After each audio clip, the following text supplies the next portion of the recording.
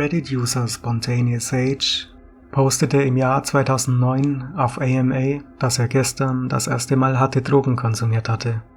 Spontaneous Age ist das beste Beispiel, wie schnell harte Drogen einen Menschen körperlich sowie geistig zerstören. Die Geschichte um Spontaneous Age umfasst einen Zeitraum von 12 Jahren. Seinen ersten Post machte er am 14. September 2009. Ich habe gestern Heroin genommen. Ich bin kein Drogenkonsument. Ich habe nie etwas anderes genommen, außer Gras, als ich ein Teenager war. Fragt mich alles. Ich war nie Drogenkonsument. Ich trinke hin und wieder mal etwas. Und als Teenager habe ich ein paar Mal Gras geraucht. Aber das war's. Ich bin jetzt 24, habe einen Masterabschluss und einen gut bezahlten Vollzeitjob. Gestern bin ich durch den Washington Square Park gelaufen, an dem ich jeden Tag vorbeigehe. Und dort sind immer Leute, die Drogen verkaufen wollen. Wegen der Kameras sind sie nicht mehr im Park, aber es ist bekannt, dass man dort auf einen Dealer treffen kann und die Transaktion woanders abwickelt. Normalerweise bieten sie die Drogen nicht selber an, außer man steht nahe genug an einem dran oder sieht so aus, als würdet ihr etwas suchen. Gestern habe ich an einer Reihe von Parkbänken angehalten, um eine Nachricht auf meinem Handy zu lesen, als mich ein Dealer zu meiner Rechten ansprach, ob ich etwas brauche.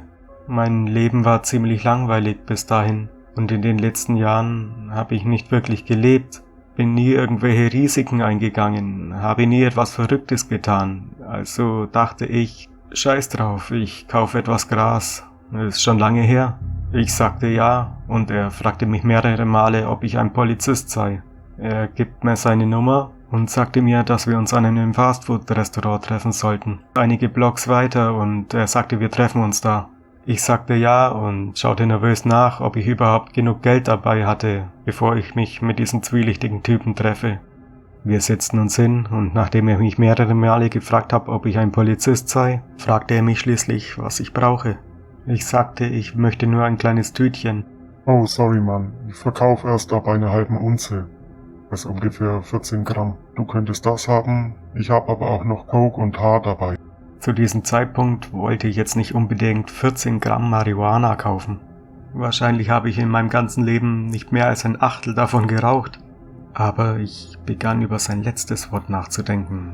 Heroin. Ich habe so viel darüber gehört, dass es wahnsinnig süchtig macht. Ich habe es immer wieder in Filmen und Fernsehen gesehen. Ich denke hier an The Wire, eine meiner Lieblingsserien, und fing an, mich wirklich dafür zu faszinieren. Ich habe mich immer gefragt, wie es wäre, Heroin zu nehmen. Aus dem Nichts sagte ich nehme das Haar und wir machten einen Deal. Ich gebe ihm das Geld unter den Tisch und er schiebt mir seine kleine Portion Pommes mit einer kleinen bedruckten Wachstüte darin zu. Dann sagte er mir, ich solle ihn zuerst gehen lassen. Ich stecke es in meine Tasche und renne nervös nach Hause. Mein Herz rast. Ich kann nicht glauben, was ich da gerade getan habe.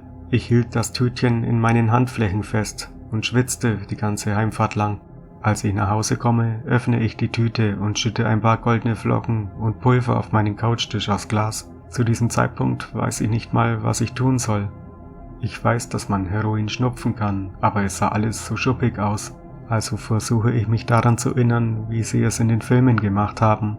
Aber in den Filmen scheinen sie es immer zu injizieren. Also fange ich wie ein Idiot an zu googeln und recherchiere ein wenig, was das Zeug ist und wie viel man nehmen sollte. Ich benutze eine Karte, um daraus ein feines Pulver zu machen und schob eine kleine Beule zur Seite, die ich durch einen Dollarschein einatme. Da ich noch nichts gespürt habe, schnupfte ich einen kleinen Strich, der im Wesentlichen die Hälfte des Beutels ausmachte. Es war nur sehr wenig drin. Ich wartete und nach ein paar Minuten übergab mich das angenehmste Gefühl purer Entspannung und Glückseligkeit. Ich saß einfach da und alles fühlte sich großartig an. Ich nickte ein und es war großartig. Ich hatte den Fernseher an, habe aber nicht aufgepasst. Ich muss 4 Stunden lang herumgesessen haben und nichts getan haben, außer ein totales Vergnügen zu empfinden. Es war wie ein 10-facher Ganzkörperorgasmus, der immer weiterging. Wenn ich einschlief, fühlte es sich an, als wäre ich in einem rein bewussten, klaren, traumähnlichen Zustand. Manchmal fühlte es sich an, als würde ich meinen Körper verlassen. An diesem Punkt erledigte ich den Rest und blieb die ganze Nacht wach. Ich musste 10 Stunden am Stück high gewesen sein. Es ist schwer, den Unterschied zu erkennen, wenn man einschläft und sich trotzdem alles gut anfühlt. Selbst das Gefühl, unter einer Decke zu liegen, war unglaublich. Ich war überwältigt von der Kraft dieser Droge und ihrer orgasmischen Wirkung. Früher habe ich nie verstanden, warum die Menschen Drogen genommen haben und so süchtig danach sind. Aber jetzt verstehe ich warum. Ich verspüre den Drang, es noch einmal zu tun. Aber ich werde widerstehen und es nicht tun. Zumindest nicht für eine lange Zeit. Ich verstehe das Suchtpotenzial und weiß, dass man mit diesem Zeug leicht sein Leben zerstören kann. Heroin ist reines Pulververgnügen. Ich bin wirklich stolz auf mich, dass ich den Mut habe, so etwas Verrücktes zu tun. Und ich habe das Gefühl, dass es eine wertvolle Lebenserfahrung und mein Fenster in eine andere Welt und in einen anderen Teil der Gesellschaft war. Ich werde den Tag, an dem ich Heroin genommen habe, nie vergessen. Jetzt fragt mich etwas. Insgesamt haben die Reddit-User Spontaneous Age nur wenige Fragen gestellt. Dafür gab es umso mehr Warnungen darüber, dass er eine sehr gefährliche Substanz verwende, die extrem schnell abhängig macht. Ein Reddit-User schrieb, dass wenn er das Verlangen hat und schon plant, wieder Heroin zu nehmen, es eigentlich schon zu spät ist. Spontaneous Age selbst zeigte sich nicht allzu erfreut über die Kommentare. Er sagte, dass das alles nicht so schlimm ist und dass er schon nicht abhängig wird. Insgesamt fügte er seinem Originalbeitrag 2 weitere Edits hinzu. Edit, bitte keine weiteren Kommentare, die mir sagen, dass ich jetzt ein obdachloser Süchtiger sein werde. Belehrt mich nicht mit all euren Missverständnissen und eurem Mangel an wirklichem Wissen oder Erfahrung über die Droge. Ich verstehe, wenn ihr jemanden kennt, der dadurch verletzt wurde. Das tun wir alle. Jede Droge kann Leben ruinieren. Bitte stellt mir Fragen, anstatt mich versuchen zu belehren, und recherchiert zuvor ein wenig, bevor ihr Lügen ausspuckt. Neues Edit. Ich habe großen Respekt vor den meisten Postern und Drogenabhängigen mit Erfahrung hier. Ich bereue das überhaupt nicht und sehe viel Gerede darüber, dass Kokain nicht so schlimm ist wie Heroin und dass die Leute, wenn sie eine harte Droge ausprobieren, lieber auf Kokain zurückgreifen. Ich kenne und sehe viele Kokainkonsumenten, von denen viele süchtig geworden sind, und ich finde es beunruhigend, dass die Leute denken, Coke sei akzeptabel, weil einige Kreise der höheren Klasse es für gesellschaftlich akzeptabel halten. Ich denke an die jungen Wall Street und College-Menschen hier, die es mit Geld und Coolness assoziieren und leicht zur Freizeitgestaltung nutzen können, während die Gesellschaft ihnen sagt, dass Heroin für die Armen und Mittellosen sei und automatisch zur Sucht und Leid führe. Deshalb habe ich vor, bei der nächsten Gelegenheit Kokain auszuprobieren und werde die beiden hinsichtlich Wirkung und Erfahrung vergleichen. Der Heroinkonsum war unvergesslich und hat mein Leben verändert. Und ich weiß, dass ich mit allem fertig werde. Ich habe mich über Kokain informiert und kenne die Risiken. Also wenn jemand Fragen oder Meinungen zu diesem Thema hat, kann er sich gerne melden. Sei es, um mir zu sagen, dass ich ein verdammter Idiot bin oder mir einen Rat zu geben, was auch immer. Das ist ein Experiment und ein Abenteuer im Leben. Ich werde berichten, sobald ich es ausprobiert habe. Danach war es vorerst still um Reddit-User Spontaneous Age. Knapp 2 Wochen später meldete er sich wieder mit einem neuen AMA. Es trägt den Titel „Vor 2 Wochen habe ich Heroin einmal zum Spaß genommen und ein AMA gemacht. Ich nehme es seitdem durchgehend und habe mir heute meinen ersten Schuss gesetzt."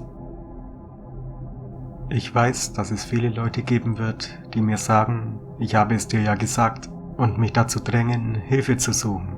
Und sie haben recht. Das ist alles gut und glaubt mir, ich kenne die Gefahr, in der ich mich befinde. Die Gefahr, mein Leben zu ruinieren. Aber lasst uns bitte in erster Linie dafür sorgen, dass dies ein AMA bleibt. Ich werde diese Woche zur Drogenberatung gehen und weiß, dass ich auf dem schnellen Weg bin, süchtig zu werden. Ich möchte damit aufhören, bevor es außer Kontrolle gerät und ich körperlich süchtig werde. Niemand in meinem Leben darf davon erfahren und ich möchte aufhören, bevor es zu spät ist. Ich habe es 2-3 Tage lang verwendet und dann ein paar Tage pausiert und es dann wieder verwendet. Die Pausen dienten zum Teil dem Versuch, nicht süchtig zu werden und zum Teil, weil ich einen unzuverlässigen Händler hatte, der mir mehr als das Doppelte berechnete von dessen, was ich zahlen sollte. Ich wurde mehrmals betrogen, als ich versuchte, auf der Straße einzukaufen. Mein früherer Händler ist der Typ, bei dem ich zuerst gekauft habe. Heute habe ich über einige Internetkanäle einen Mann kennengelernt, der sagte, er könne 10 Bündel, 10 kleine Tütchen Heroin für deutlich weniger als die Hälfte des Preises bekommen, den mir mein alter Händler für sein fairstes Angebot gemacht hatte. Zufälligerweise war er auch ein Infusionskonsument und hatte einen Vorrat an versiegelten Nadeln und Zubehör und bot an, mir einen Schuss zu setzen.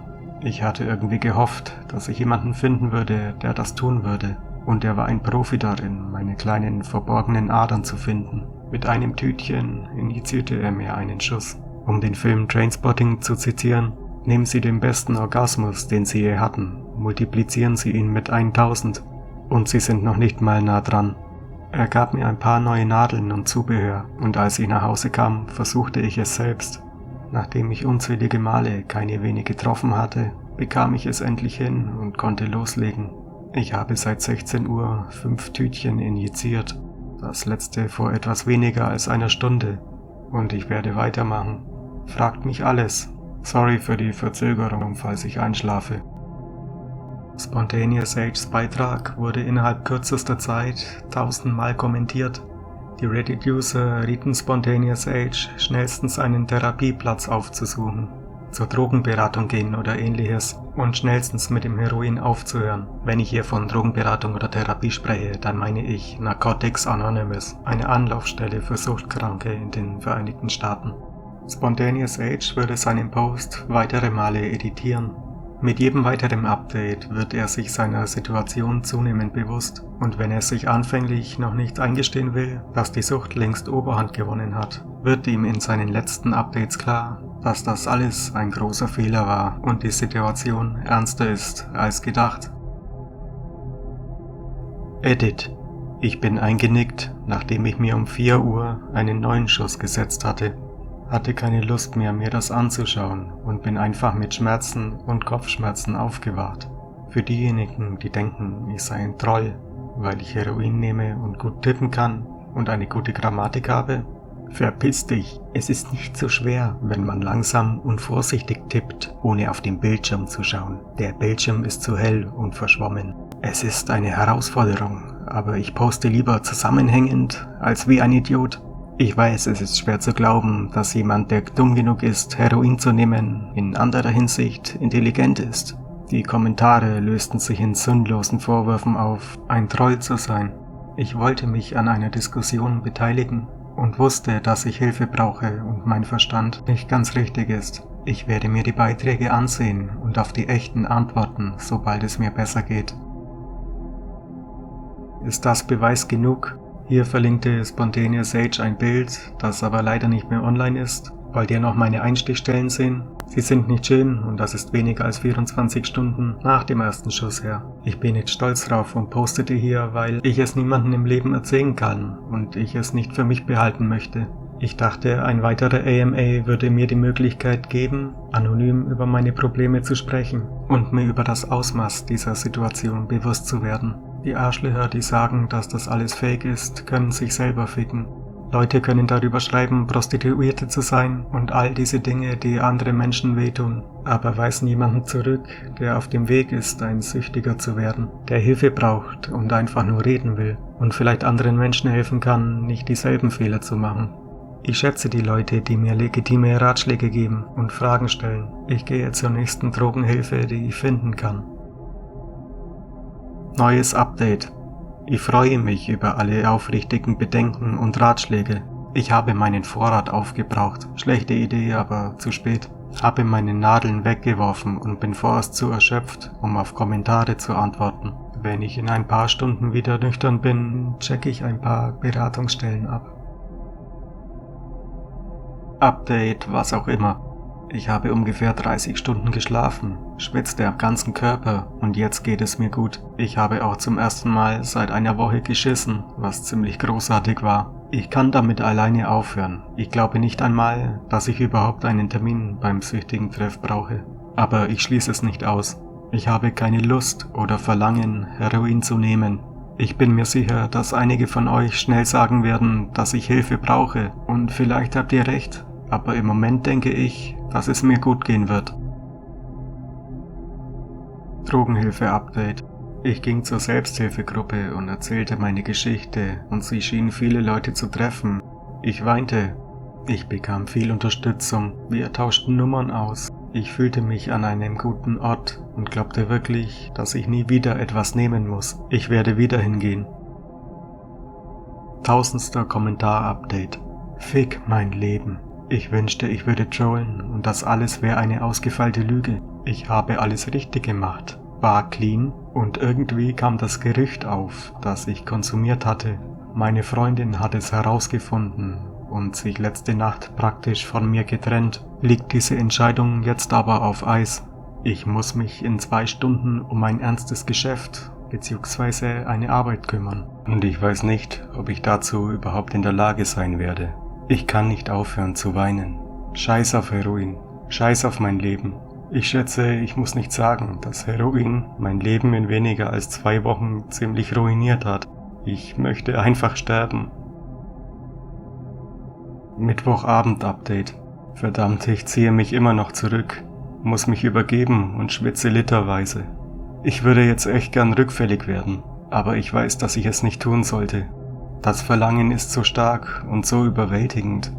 Bitte helft mir, wenn ihr könnt, bevor ich die Chance dazu bekomme. Ein Jahr später. Ich bin ein Patient in einem psychiatrischen Krankenhaus. Auch war ich letzte Woche technisch tot, fragt mich alles. Nur 2 Tage später schreibt Spontaneous Age einen neuen Post. Ich bin ein Heroin-Opiot-Multisubstanzsüchtiger mit einer bipolaren Störung. Morgen geht's in die Entzugsklinik, weil ich nicht auf Reddit gehört habe. Ich versetzte mir eine Überdosis vor einer Woche und befinde mich in einem psychiatrischen Krankenhaus. Fragt mich alles. Ich glaube, spätestens jetzt ist es sicher zu sagen, dass Spontaneous Age sich am Tiefpunkt seines Lebens befindet. Er sagt, dass Reddit versucht habe, ihn zu warnen, aber er nicht gehört hat. Er schreibt, dass dies sein 3. Mal war, dass er fast gestorben wäre. Auch schreibt er, dass er schon mehr Drogen genommen hat, als wir denken, dass es gibt.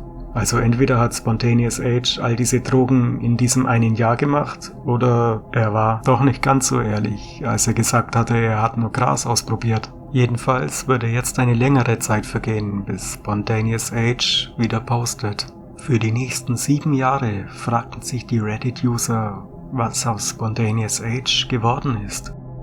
Januar 2017. Auf dem Subreddit Opiates Recovery postet der Reddit-User Spontaneous Age. Update für jeden, der in Zukunft auf meinen Account stößt. So wie es aussieht, hat Spontaneous Age sein Leben tatsächlich in den Griff bekommen. Er schreibt, dass er nun fast 6 Jahre frei von Alkohol und Drogen ist. Ihm fällt es schwer, seinen Originalpost, den er vor 7 Jahren gemacht hat, anzusehen. Er schrieb, dass es Warnsignale mit Alkohol, Cannabis und anderen Substanzen gab, obwohl er in seinem ersten Post schrieb, dass er bis jetzt nur Cannabis ausprobiert hatte. Seinen letzten Post machte Spontaneous Age vor 2 Jahren. Er schrieb, dass er immer noch am Leben ist, clean und dass es ihm gut geht. So wie es aussieht, hat Spontaneous Age tatsächlich einen Weg aus der Sucht gefunden. Auch wenn dies mit einem hohen Preis kam. Wahrscheinlich haben seine Verwandten doch irgendwie von der Sache erfahren. Jedenfalls hoffe ich, dass Reddit-User Spontaneous Age clean bleibt und ein gutes, gesundes Leben führt.